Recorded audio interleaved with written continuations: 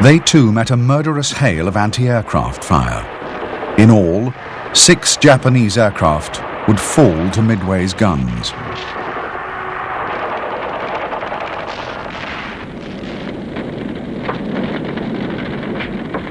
When the Japanese headed back to their carriers at 0643, it was already apparent to the strike leader that although they had left behind a trail of destruction, they had not succeeded in their primary objective.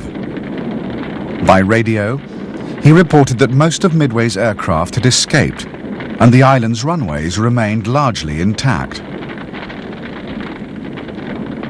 Midway's bombers were still a serious threat to the Japanese fleet. Even before the strike wave had returned to its carriers, Admiral Nimitz was ordering a second attack on the island. Only moments later, there was dramatic confirmation of the threat Midway's aircraft posed to Nimitz's carriers. 6 American TBF torpedo bombers and 4 B-26 medium bombers suddenly bore down on the Japanese carrier fleet. The screening destroyers and cruisers put up a storm of anti-aircraft fire. At the same time, 10 Zero fighters of Akagi's Combat Air Patrol swooped in to attack. The TBFs did succeed in launching at Akagi, but violent maneuvering saved the Japanese carrier. Savaged by the Zeros and by furious anti-aircraft fire, only 1 TBF and 2 B-26s survived the raid.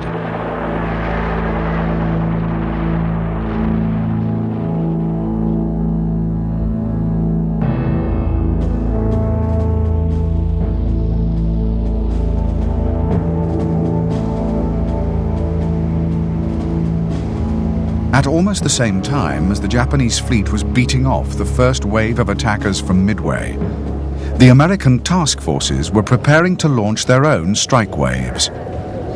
Reconnaissance had now confirmed that there were not 1 but 2 enemy carriers in the area. Such a target was simply too good a chance to miss.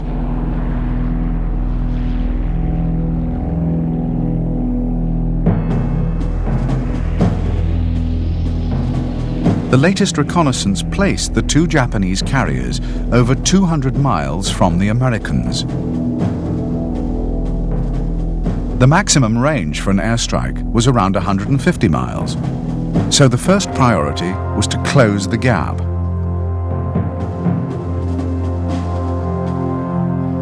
Assuming that Nimitz's carriers would still be steaming towards Midway, Fletcher set a course to intercept. Only Spruance's Task Force 16 with Enterprise and Hornet was to be sent. Task Force 17 with Yorktown would wait to recover her scout planes and follow later.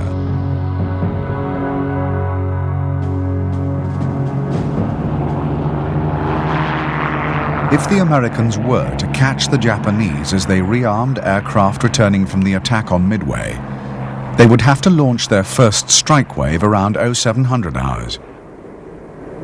Although the range was closing quickly, it was still too great for the Devastator torpedo bombers to strike and return home. They would be sent regardless. Those that survived the raid would have to ditch in the sea. Altogether, Hornet and Enterprise launched 29 Devastator torpedo bombers and 72 Dauntless dive bombers. For fighter cover, there were 20 Wildcats. Admiral Spruance was aware that only 2 of at least 4 Japanese carriers had been located, and kept 36 fighters to defend his task force from any Japanese counterattack. As the strike groups from Hornet and Enterprise set course for the enemy fleet, Yorktown, her scout planes now recovered, raced to catch up with Task Force 16. At 0838, Admiral Fletcher launched his strike aircraft. within half an hour, the total number of American aircraft heading for the Japanese fleet had reached 156. Even now, the Japanese were still unaware that they had been found and targeted by enemy carriers. Nagumo's men were toiling to prepare their aircraft for the second raid on Midway, and the Admiral was confident his fleet was secure. His scout planes had been out almost 2 hours and had reported no sign of an American task force. In fact, Japanese reconnaissance had been a disastrous failure.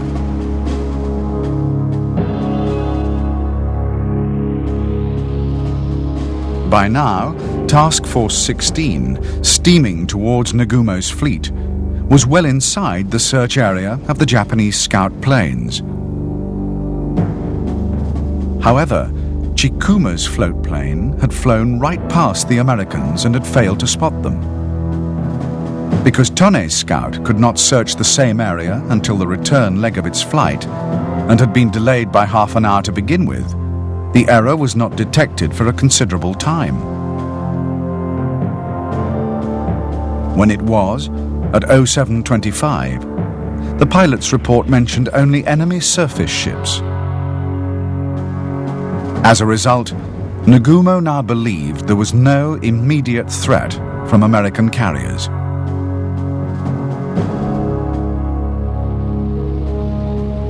At 07:48, as the Japanese were just about to launch the second Midway strike, they themselves suddenly came under attack.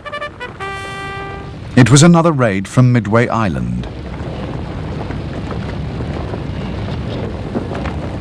First came 16 dauntless dive bombers, whose inexperienced pilots approached in a shallow glide.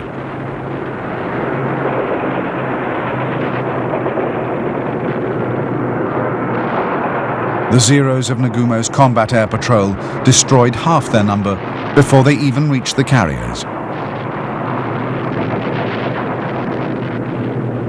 Next came Midway's B-17s, dropping their bombs from 20,000 feet. Not a single Japanese vessel was hit. Midway's marine vindicators were equally unsuccessful.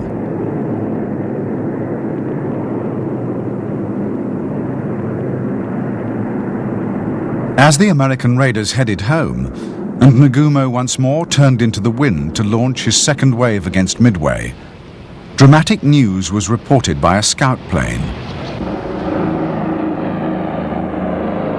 The pilot had spotted a carrier.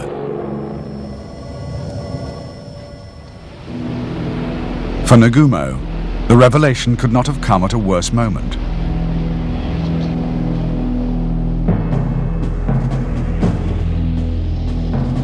While the Japanese second wave was preparing to launch, Nagumo's first wave, just returned from Midway, was circling, waiting to land. Also waiting to refuel and rearm were the fleet's Zero fighters, which had been in action protecting the carriers. If Nagumo were to launch his second wave against the reported enemy carrier, they would have to go without fighter cover. Nagumo decided to wait.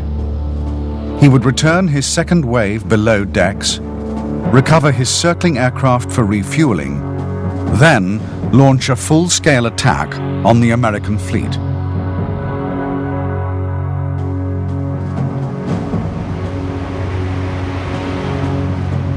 At 09:17, with all their aircraft recovered, the Japanese carriers, up to now heading towards Midway, turned east-northeast to close with the American force.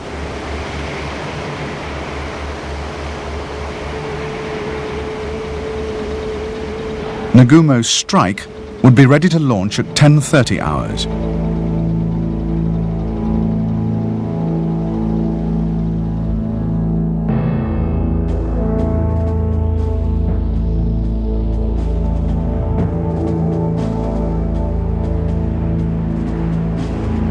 As the Japanese surged ahead at 30 knots, the decks of